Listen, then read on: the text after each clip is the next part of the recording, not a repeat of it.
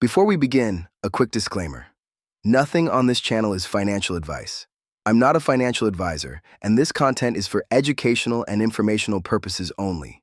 I'm sharing how I think about markets, risk, and capital from a macro and risk management perspective. Any decisions you make are your responsibility. All investing involves risk. This channel is about structure and signals, not predictions. In our strategy, we use a 5-phase cycle framework. We're not predicting headlines. We're tracking liquidity, credit, and reflexivity, and we sequence risk so we don't get trapped. This is the core tension. Markets can rally while plumbing weakens underneath. Today's signal is the Fed expanding its balance sheet again, quietly. That can be bullish short-term and a warning sign. We're reviewing Felix Pin's video on the Fed printing again and the IPO frenzy. Go watch the original for full context and tone. Our job here is different. Translate the claims into our strategy mechanics. Quick disclaimer. This is not financial advice. This is educational commentary about macro signals and risk management.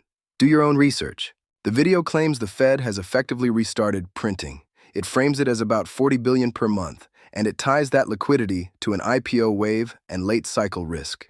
The Fed is doing reserve management purchases, or RMPs. That's outright buying of short-dated treasuries. The intent is to keep bank reserves ample.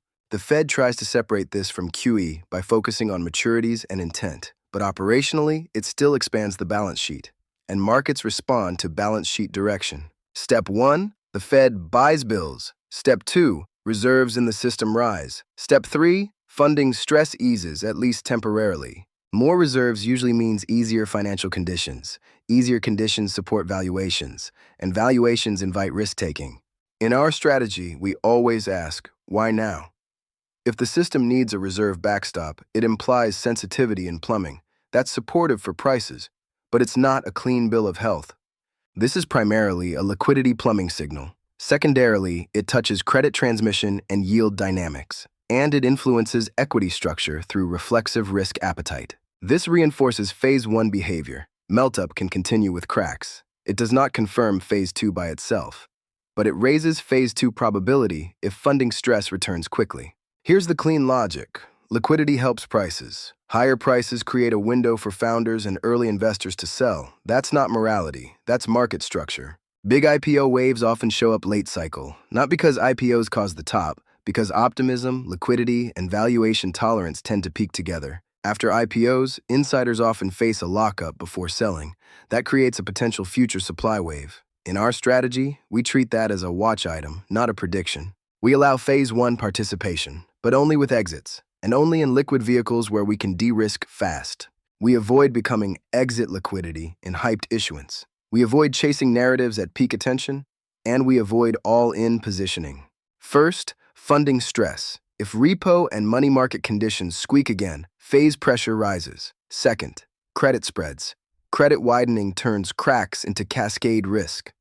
If risk rises, duration can become a hedge, but we sequence it. TLT earlier, ZRAs later, only after yields truly roll over. We tighten risk discipline on the risk sleeve. We respect liquidity support without worshiping it, and we keep optionality funded for a forced liquidity window.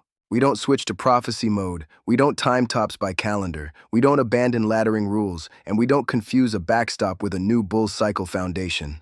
Track the published pace and language around RMPs. Watch repo conditions into quarter ends. Monitor credit spreads for escalation. Watch breadth and leadership rotation. And watch the IPO calendar for overheating. If funding stays calm for months and credit remains contained, this is less urgent. If breadth improves materially, Phase 1 can run longer. If the Fed signals faster tapering of purchases, liquidity impulse may fade. We don't need to be early. We just can't afford to be late.